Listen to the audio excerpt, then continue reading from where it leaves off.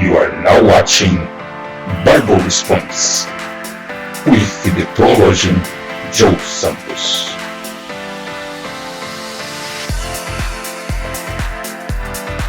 Peace of our Lord Jesus Christ be with you who's watching us right now. We are back with one more video in Bible Response, and today we're gonna be reading Matthew chapter 8, and you can follow with us if you're on Bible, or you can follow in watching this video as well, as we're gonna show you right now in the video. Okay, chapter 8 says, when he came down from the mountain, large crowds followed him. Right away, a man with leprosy came up and knelt before him, saying, "Lord, if you are willing, you can make me clean." Reaching out his hand, Jesus touched him, saying, "I'm willing, be made clean." Immediately, his leprosy was cleansed. Then Jesus told him, "See that you don't tell anyone, but go, show yourself to the priest, and offer the gift that Moses commanded as a testimony to them." When he entered Capernaum, a centurion came to him, pleading with him, "Lord, my servant is lying at home paralyzed in terrible agony." He said to him, "Am I to come and heal him?" "Lord," the centurion replied, "I am not worth to have you come under my roof, but just say the word, and my servant will be healed. For I too am a man under authority, having soldiers under my command. I say to this one, go, and he goes, and to another, come, and he comes, and to my servant, do this, and he does it." Hearing this, Jesus was amazed and said to those following him, "Truly I tell you, I have not found anyone in Israel with so great a faith. I tell you that men will come from east and west to share the banquet with Abraham, Isaac, and Jacob in the kingdom of heaven. But the sons of the kingdom will be thrown into the outer darkness, where there will be weeping and gnashing of teeth." Then Jesus told the centurion, "Go as you have believed, let it be done for you." And his servant was healed that very moment. Jesus went into Peter's house and saw his mother-in-law lay in bed with a fever. So he touched her hand, and the fever left her. Then she got up and began to serve him. When evening came, they brought to him many who were demon-possessed. He drove out the spirits with a word and healed all who were sick, so that what was spoken to the prophet Isaiah might be fulfilled. He himself took our weakness and carried our diseases. When Jesus saw a large crowd around him, he gave the order to go to the other side of the sea. A scribe approached him and said, "Teacher, I will follow you wherever you go."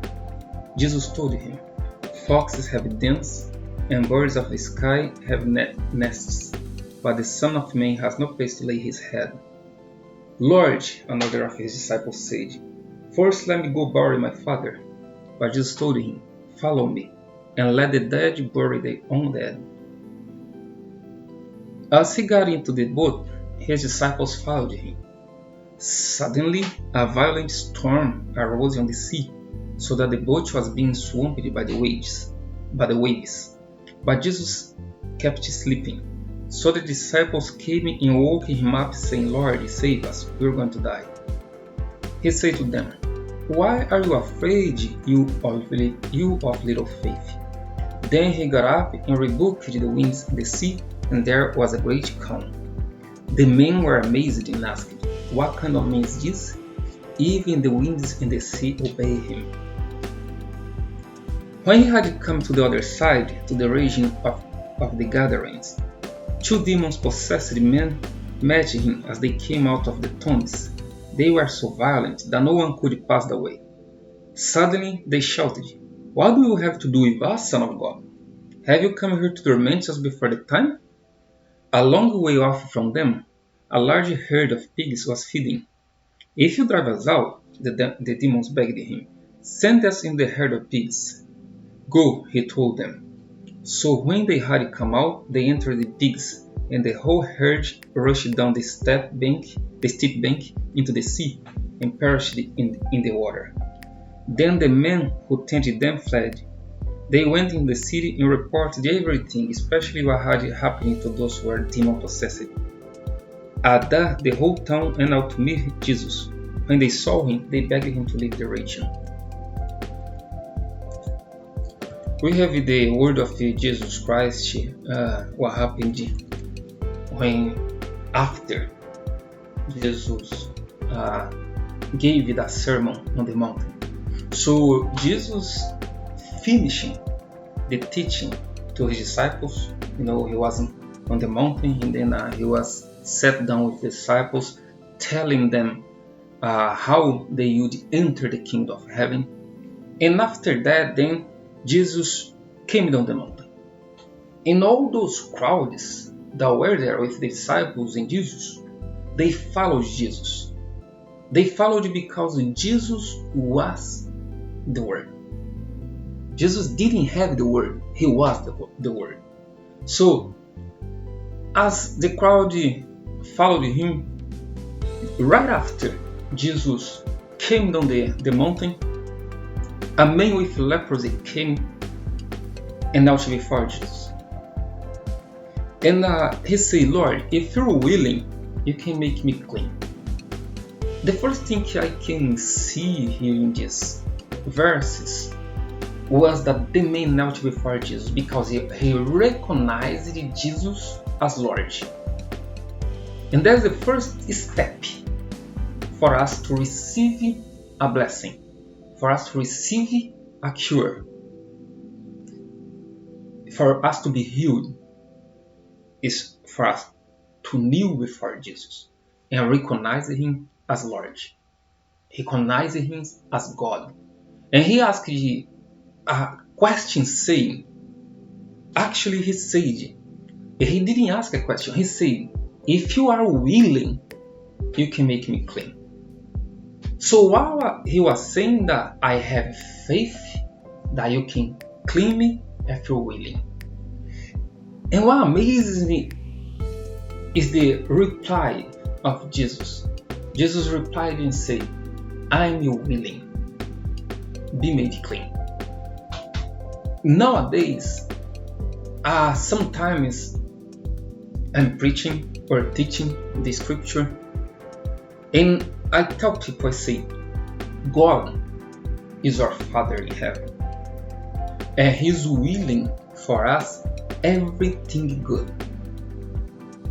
God never wants what's better for us.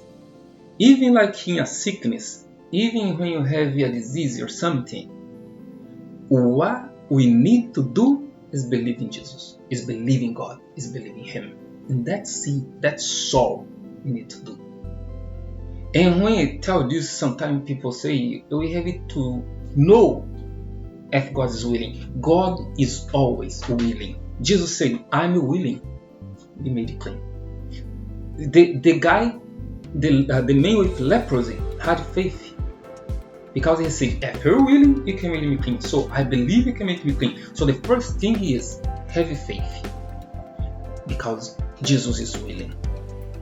And then, talking about faith, right after that, a centurion came in Capernaum. A centurion came to Jesus, and he said, I have a servant, and he's lying at home paralyzed. He is in terrible agony. So the first thing was that centurion was a kind man. Even though he wasn't from Israel, even though he was a Roman, he was a kind man, because he felt for his servant. He went to Jesus because he believed that Jesus could cure his servant. So Jesus asked him a question. Am I to come and heal him? It's like, do I go to your house to heal your servant? Another moment, that was the best example of faith that we can find in the Bible. One of the best, if not the best. And he said, look, I have a servant. I have servants that I command and they obey. I tell them to do something and they do. I tell them to go and they go. I tell them to come and you come. I'm not worth, for you to go into my house. Just say a word and my servant will be healed. That was so big a faith, but so big a faith that Jesus said, I never seen in Israel so big a faith like this from the centurion. The example of the faith that man left for us is that, look, I just believe in your word. You say the word and it will be done. That's it. That's the so big a faith that God wants us to have. And He said, He said to the people of Israel, in that day with Abraham, Isaac, and Jacob, there will be people all around the earth gathered, to eat in the banquet. But the people from that is meant to be there, they won't be there. You know why? Faith or lack of it. If we have faith, no matter where you're from, no matter where we're from, we're gonna be there. Eating in the kingdom of heaven. Eating, sharing the banquet with all our fathers in faith, Abraham, Isaac, and Jacob, because we had faith to be there. But those without faith, those lacking faith, they will be thrown in the darkness. That's what Jesus said. And as he continued, Jesus then went into the house of Peter, and then there was his mother-in-law lying with a fever, and Jesus just touched her, and the fever left her, and then she got up and began to serve Jesus. That's another lesson I take from these verses. First, Jesus is always willing to heal us because He wants us to work for His kingdom. He wants us to work for Him, but He wants us healed, cured. He wants us well, being well to serve Him, and that's what she did. She got up and she began to serve Jesus.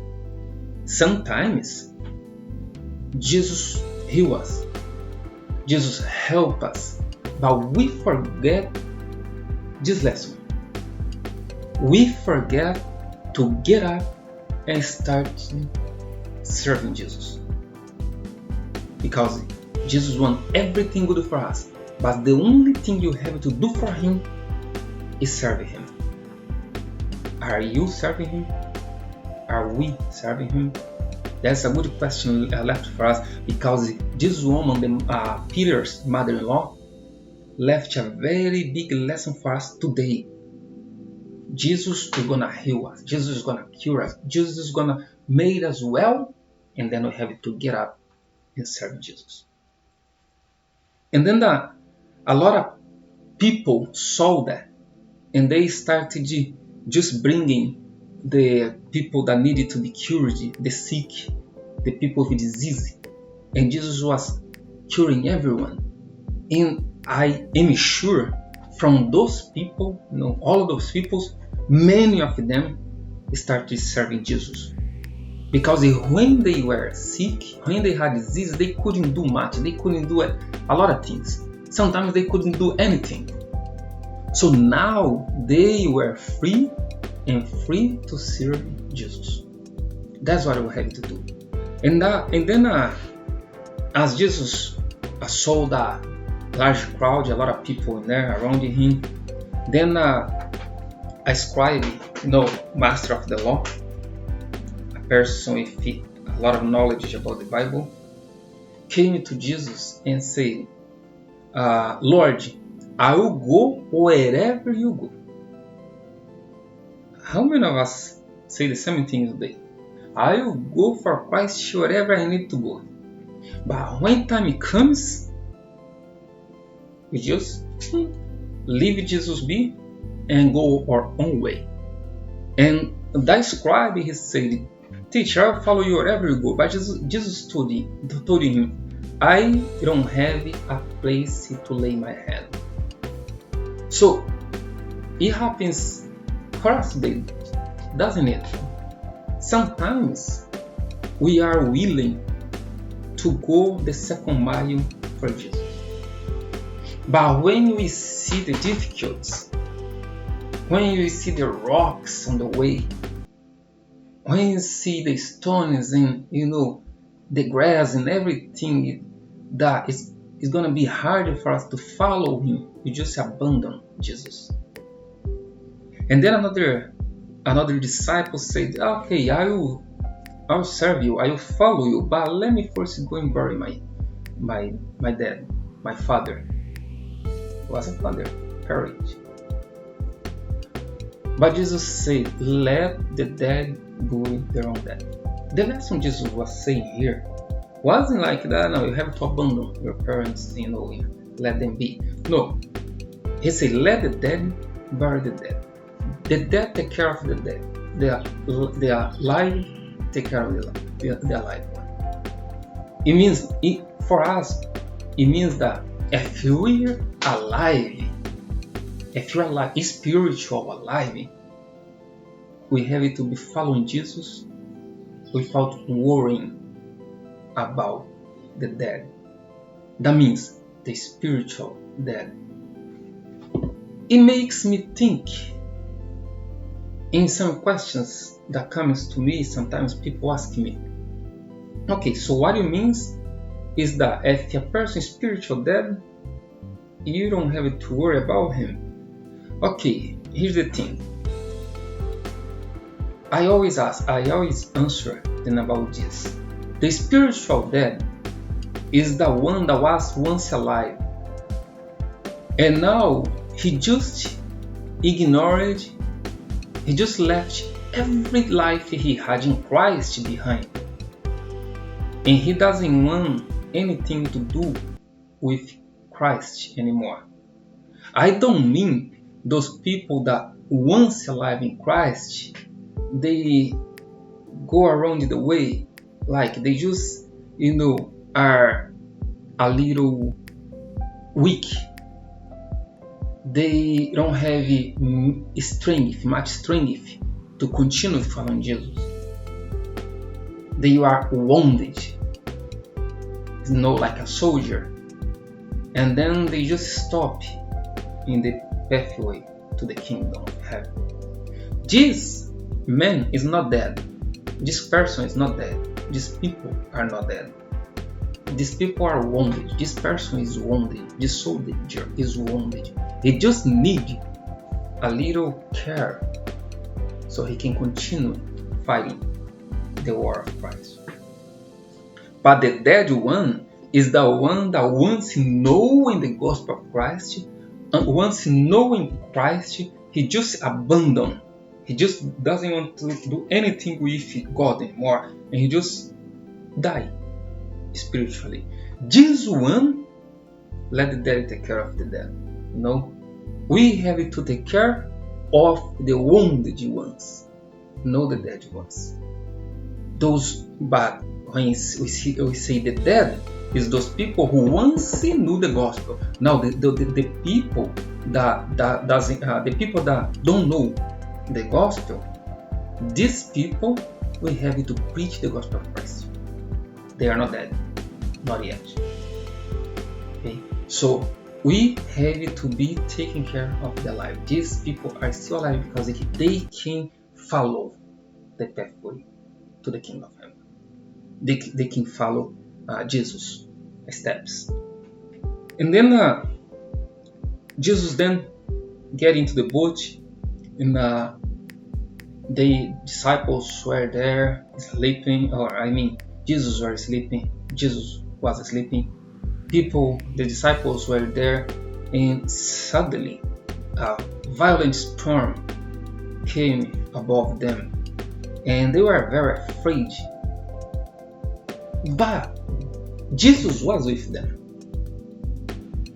If they had faith, they didn't need to go wake Jesus up. Because it's like this. Okay, we are just here in the boat. Jesus is here with us. Even though the storm comes, nothing gonna affect us because Jesus is in the boat. But then they were afraid. Even though Jesus was there, they were afraid, and they went, Jesus, help us. We are gonna die. Because and then that's why Jesus said, why are you afraid, you of little faith? Because if you have faith, I'm here with you. No matter if you don't see me here standing, I'm here with you. And that's the lesson about faith. I mean, basically, most of this chapter 8 is about having faith in Jesus. And this part especially is like, even though you're not seeing Jesus standing right beside you, Jesus is there with you. The only thing you need is to have faith.